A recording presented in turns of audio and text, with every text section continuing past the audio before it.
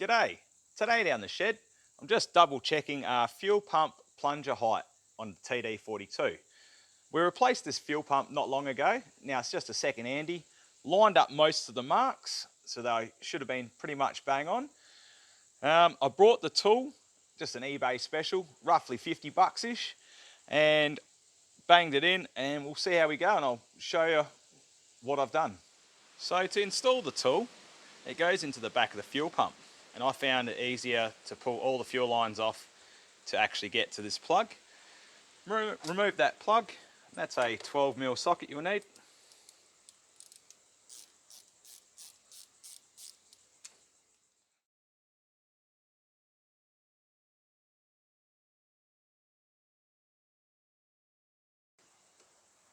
Once you've undone this plug, which is a 12mm socket you'll need, just be aware there's a copper washer.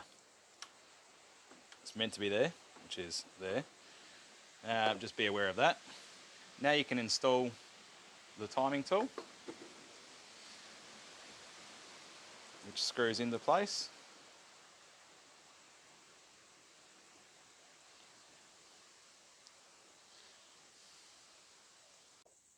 Now your dial indicator will fit in between the groove that's there, and you'll be able to tighten that up.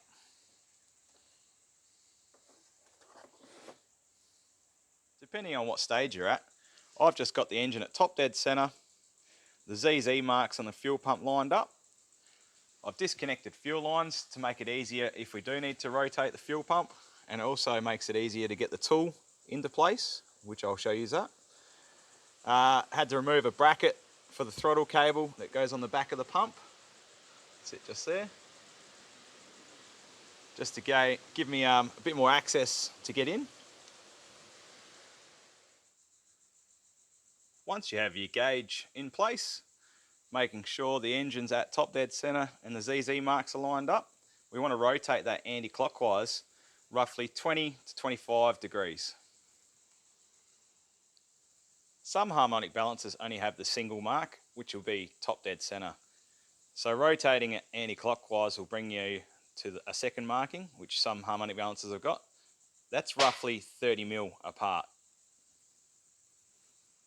So from top dead centre, we want to rotate the engine back 25 degrees, which I've measured out in this harmonic balancer, the 30mm, because we don't have the second marking.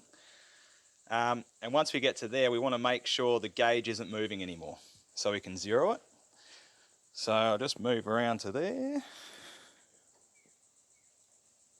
about there.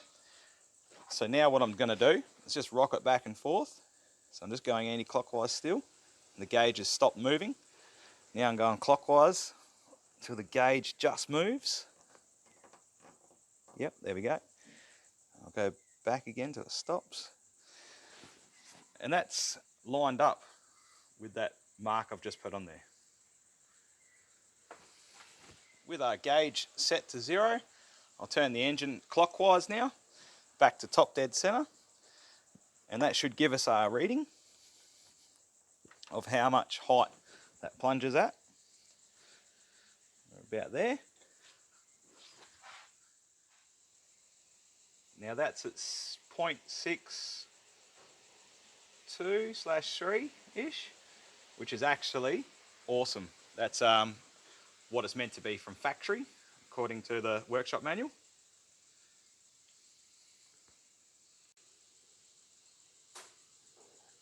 Now when you get your fuel pump from wherever you get it from, sometimes they give you a plaque that'll say what to set it up to. Now if you need to adjust it now, there's 3 nuts that hold the pump in place and 1 bolt at the back. So that bolt goes through here, holds it in place. So you just need to undo that. It's a 14mm. And on the front of the pump there's 3 mounting nuts, one here, one down the bottom and one on the other side. They're just 12mm. Just loosen those up so you can rotate the pump to the correct setting. So depending on what the shop has recommended you set it at, with those bolts all just loosened off and nuts, rotate the pump in the direction that you need to. So I just went the wrong way then, come back. Let's just pretend we have to go for 0.74 or something like that. So what are we at there? 0.7. 0.74-ish.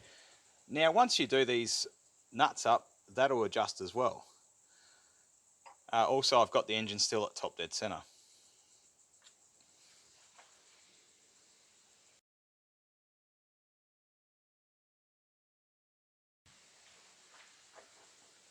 After tightening up the 3 nuts that hold the fuel pump to the timing case, just double check your measurements because it will adjust. It's a bit of a procedure of going back and forth, loosening them off, readjusting, and then yeah, get it set up to what you need. Once you're happy with your settings that you got, just double check everything again. So go from top dead center again, rotate it anti-clockwise, make sure it's zeroed.